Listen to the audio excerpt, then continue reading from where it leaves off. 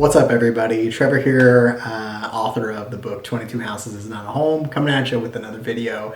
Today, I'm going to be talking to you about a very important topic, and that's forgiveness. Forgiveness is something that's incredibly important and short supply these days, and I'm going to talk to you about why it's important. And so today I'm coming at you with 4 rules for forgiveness, or 4 reasons that make it a little bit easier to forgive, and I'm going to go through those with you. So let's get into it. So the first one is they don't care. Number 1 is they don't care. They don't care, and what I mean by that is I think growing up I had a lot of hard things happen to me and a lot of things that were challenging, but I'll tell you, I think I held on to a lot of pain and resentment and frustration to somehow punish the people who did these things to me. And that may sound strange, or you may know exactly what I'm talking about. Like, if I can just hold on to this, that'll show them. That'll show them what they did to me, those horrible things that they did to me. And I'm telling you, this is how that person is sleeping that did those things to you. Like a baby. And I'm telling you, it can just kind of be like poison in your veins. So just forgiving them for those situations, forgiving them for that heartache, whatever it was, is for you. It's an old saying, but forgiveness is for you, not the other person. So it's important. Again, I'm pushing it. I think it's something in short supply, some mercy and grace. So I think that's an important thing. The second reason that makes it a little easier to forgive is just because you forgive somebody does not mean that the thing didn't happen. Okay, so let's unpack that a little bit. So the thing happened, whatever it was that hurt you, however that person hurt you, it happened. Oh, it happened.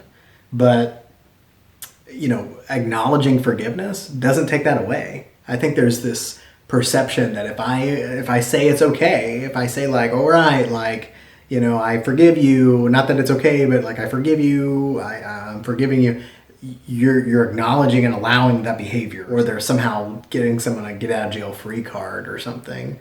Like, you don't know what he did, Trevor, and I get it, or she did, or then I understand. I've had some hurts in my life, but acknowledging and allowing for forgiveness doesn't take away the thing that they did. It doesn't.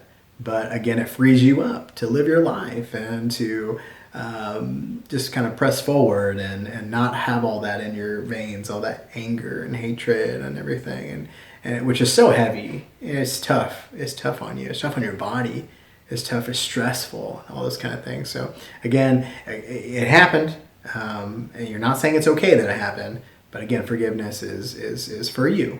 It's for you, not the other person. The third thing I would say is when you forgive somebody, it doesn't mean everything has to go back to normal. So it could look different in different ways. So I'll explain it like this. If it's a friendship,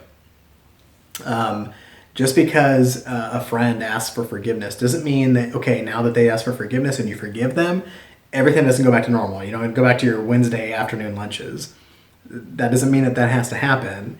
I saw a meme, there's hundreds of them out there, about people with like giant oversized scissors, and they're like cutting out people from their relationships. Someone could have a friend of 15 years and they just giant scissors, cut them out of my life. Don't need them. And they're gone. I think we're a generation that is so quick to remove people. Like, we don't need anybody, and that's just not the truth. We need people. We need relationships, and no one is perfect. I mean, underscore that again. No one is perfect.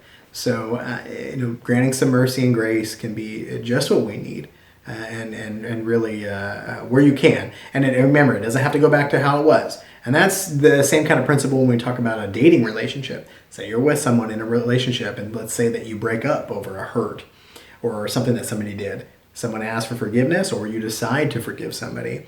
That doesn't mean that you have to get back together. That doesn't mean that you reestablish a relationship. That doesn't mean that you go on to be friends.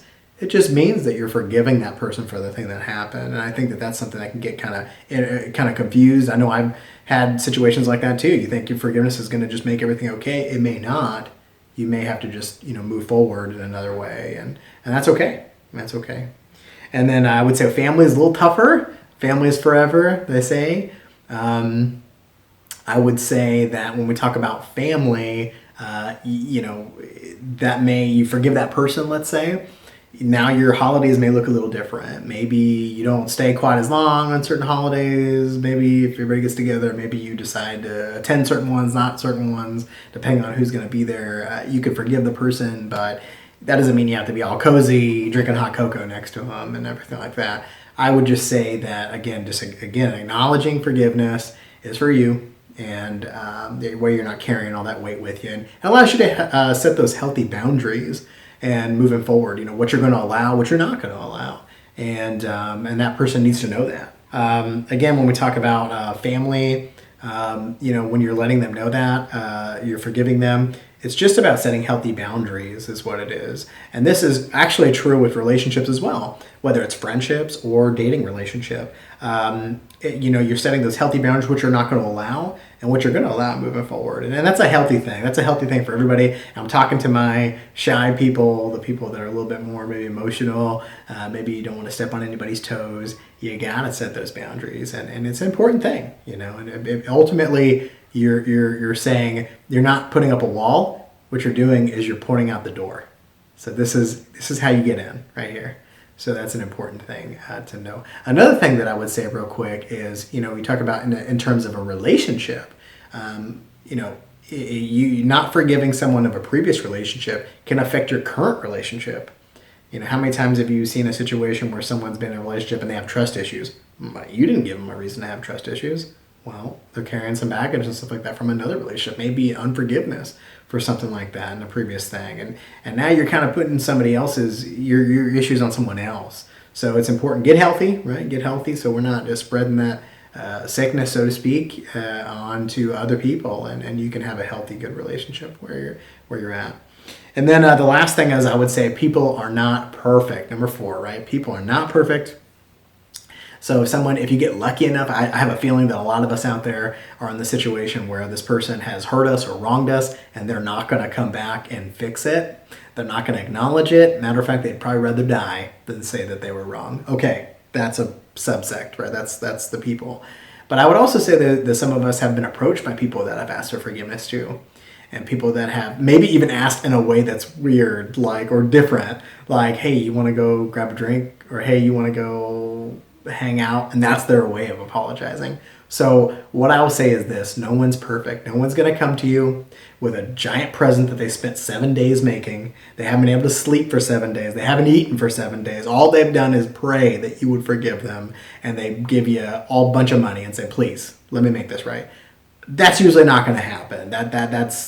And I'm purposely being ridiculous because I think there's this expectation that they're supposed to say the perfect thing or do the perfect act or be in the perfect timing or just as the sun is setting. They know that's your favorite time. That would be the only time you would accept an apology because they hurt you on that sun. That's not realistic.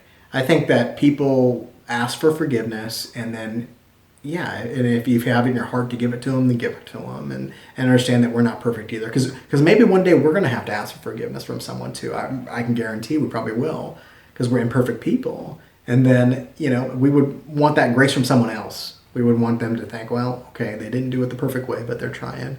So I think it's important. So I'll end this video with a little spot from my own life and why I think it's important. So one of my actually life lessons, number 6, is learn to trust people until they give you a reason not to, even though it's hard and they can hurt you, and sometimes even after that.